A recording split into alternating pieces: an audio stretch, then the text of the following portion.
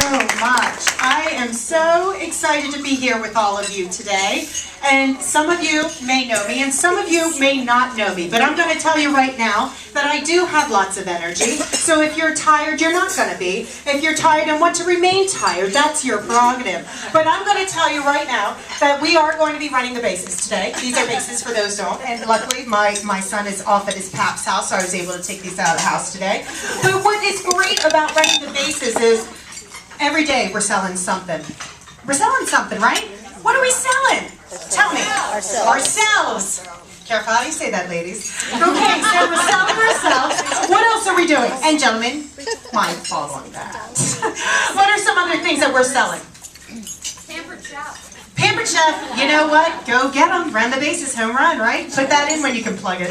What else? Insurance. What else? Health. Health. What else? Peace of mind. Peace of mind. Wellness. What else? Happiness. Empowerment. Happiness. Empowerment. Solutions. Solutions. How many of you have children? How many of them try to sell something to you? Yeah, you know, sometimes you might even take lessons from your children, right? But often we have to sell things to them as well. So as soon as we came out of the gate, that means from our mothers, a lot of times that we were born selling. We were selling hunger as soon as we came out. We were selling some other things, as you can imagine, as your child growing up. There's lots of things. So when I entered actually the career of sales, many of you probably do not know this about me, that I actually worked for a bank. I actually started my career in higher education, in admissions, but I got recruited, meaning a headhunter called me, and I was young. It was early 20s, and this gentleman called me. He said he was a headhunter. And I joked with him, I said, I like my head, and he thought that was funny, but really I didn't know what a headhunter was. but what happened after that was he said, do you want to make 6 figures? I loved my job where I was. I was working at admissions at Gettysburg College. I loved my job. I was making 6 figures, had the opportunity to do that. At the time I was making $22,000. So what do you think I did? Bye-bye, thanks for the memories. So I took over this job. It was with Wells Fargo. It was a sales position where I would now work out of the home and travel to 5 different states to colleges and universities selling loan products. Okay? So think about what that might have been for me. So here I am, loving team, working with others, making a difference, helping others, and now I'm going to universities selling loans to students. Well, to their parents, that students have to pay back. So what happened then was my market share with Wells Fargo wasn't on the corner anywhere of any bank of any area at that time. So you know where I'm going with this. It was a hard sell. In my territory, it was a $3 million territory. Well, in 9 months, I got it to $5 million. And people were like, wow, what you doing? And at the time, I didn't have any formal sales training, right? I'm just showing up in the world, hey, how you doing? Well, you know what happened in life is that I got introduced to a lot of different sales methods, many of which I didn't like. How many of you, raise your hand if you've been to sales training and you're like, really? Do I have to do this? So I'm here today, and hopefully when you leave this room today, you'll be like, oh, this is one thing I can wrap my arms around, and I can also help my teams wrap it around. Because how many of you lead a team of people as well? So what you learned today, I want you to be seeing how this applies not only in your work life, in your home life, in every capacity, because there is no line. Can we agree to that? When we're in sales, we're selling things to our husband, our children, our family, our communities, the people we work with, our volunteers. There's always something. But it starts with the hookability. So yes, I have to have a Phillies bat, right? Right, and I didn't want you to get scared with the real one, so nobody's getting hurt with us. So we really start with the hookability. So the ball comes up and you hit it out and you want it to do a grand slam. Well, hookability. What do you think when you meet somebody for the first time? What are some things that you should be doing? Listening. Thank you. Ding, ding, ding, ding, ding. Listening. We think it's so easy to do, but then why don't we do it? Smile. Train not to. We're trained not to. Smile. There's another one. are some questions that you think to help with the hookability that you can ask? Where are you from? So where are you from? So what do you do? You like it? Do you like what you do? How about this one? What are some of the biggest challenges you're experiencing right now? Wow! That should probably be question number 2.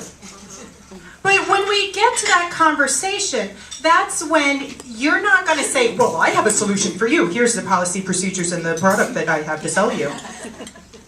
Shut up. No. You're going to keep on asking questions, right? So tell me more about that. How does that affect what it is that you're doing at home, at work? I'll tell you right now, my secret, you might not realize this, but my secret when I work one-on-one with people is my ability to ask questions and how I recap that back to them. So what I hear you saying is, so that must feel, how does that make you feel? Well, now we're going to a deeper level of emotion. Whenever we tap into these kind of techniques, and we're just at base 1 is hookability, because if you don't hook them, guess where you're not going? Well, let's just get to first base. We're not getting even first base, right? We're still here. We might be striking out. And how many strikes sometimes that you get with people? 1. It's a different kind of game. 1. So with the hookability, it's your ability to listen to somebody. And it's important for you to kind of think about what questions that you have. Because when you go into a networking environment, people walk away, they saying, oh my gosh, I love Molly. But guess what? I may not have even said anything about myself. People love talking about themselves. Let them. Let them. Because a lot of the things, what happens is when they start talking to other people about you. I can say, oh, I think I'm great. I'm happy. I'm energetic. I'm fabulous. And they're just like, where'd you find this lady? You know, so where do you find that? How are you showing up in the world? Because sustainability is key. Cheryl, you told a beautiful story today. How we can tell our stories are impactful.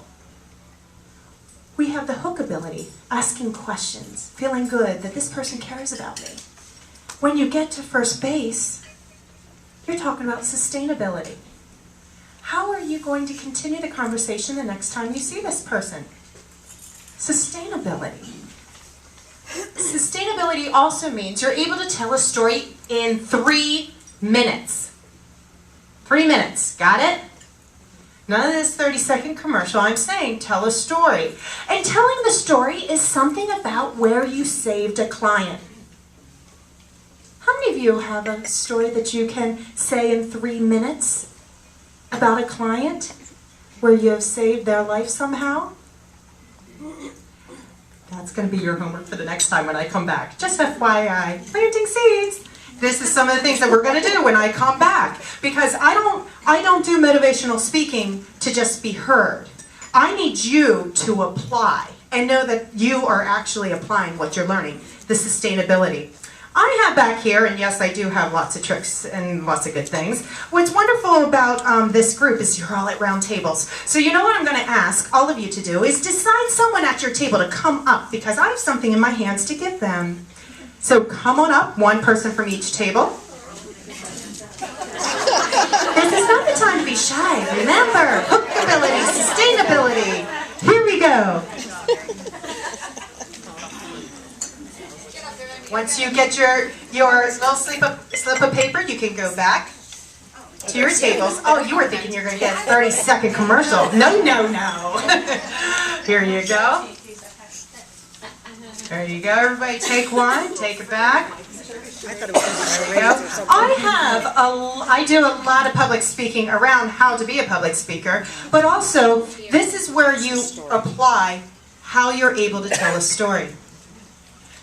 When you have a conversation with someone, has the thought ever come to you say, get to the point?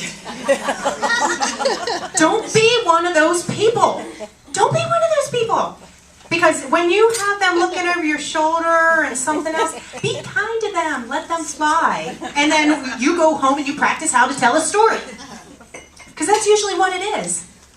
using our emotional intelligence, and that is just how we choose to feel and look at situations. How we choose to use that emotional intelligence is going to be key to your success. So I could very well be, Cheryl, look over my left shoulder. So how are you doing? Yeah, glad to be here? Okay. Hey, Cheryl, what is it that you really enjoy about being here? Well, I don't like being here. I'm like, I'm sorry to hear that. You know what, I think I'm going to go over here and see. I think I see somebody that I know. Don't stay in a situation. You're there to meet people. And you're there to not only have business with someone, but to make a relationship and make a connection. To tell a story in which somebody wants to tell somebody else. If they're not interested in you, guess what? They're not going to tell your story. They're not. So what you have, all of you have a picture on your table, and you can share with everybody what that picture is around you. Now, I'm going to put it to the test. I want all of you, there is no right or wrong. That's a beautiful thing about this picture. I want you to come up with a table, a story about that picture. A good story has what? Oh, that is so good. Yes, thank you, Lord. You're using your resources. Good job. Yes, you do have a handout again. You got to have some of those golden nuggets to take with you, because I realize you're only going to remember about 15% of what I say today, and I'm okay with that. So read the sheet when you're done. So, it's a good story has a beginning, an end, a middle. You also have rising action and falling action. So I'm taking you back to thinking about a good story. You have the beginning, you have the rising action, you have the climax. Something's happening. Good, bad, trouble, And then you have the falling action and the resolution. What was that outcome? You need to come up with that story on that picture, and it takes no more than 3 minutes to tell that story based on that picture, given those elements. Up for the task? Sure. Go. Okay. Anybody have any thoughts? He's teaching him how to play baseball. That's right. Yes.